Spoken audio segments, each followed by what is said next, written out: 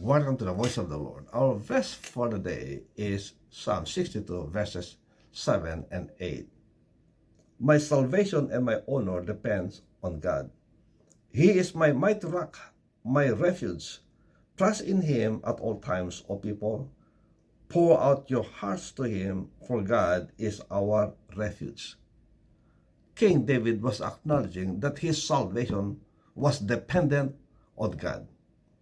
He was depending on God, friends, not on men, not on his chariots, not on his armies. Nothing he could depend on but God. And he was saying that, yes, I am saved because of God. And even his honor, that he was honored beyond measure, friends, because of God, who sustained him, who blessed him in ways he could not even imagine. And therefore, he was saying that, yes, even my honor, I owe it all to God, because He is my refuge, my rock. God was the rock of his salvation. And it is on this account, friends, that he encouraged others now to put their trust in God at all times. Depend on God at all times, because He is our refuge. He is our sustainer and keeper. And pour out your heart to God. And so that was David, friends. The reason why God favored him so much was because he poured out his heart to God all the time, friends. He would go before God and plead before God, cry before God.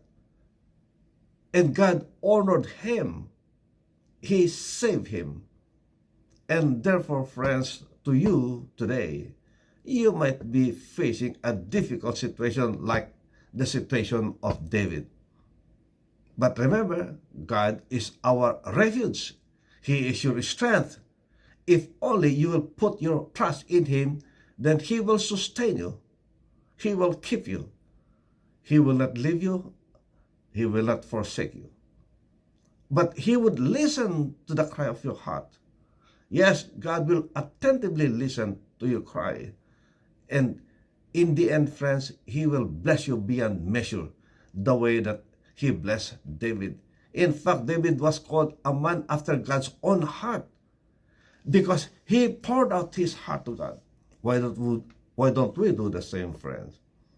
And so if that is your situation today, go before the Lord, pour out your heart before Him, and plead your case. He will surely listen to you. God is your refuge. And trust in Him at all times, friends, at all times.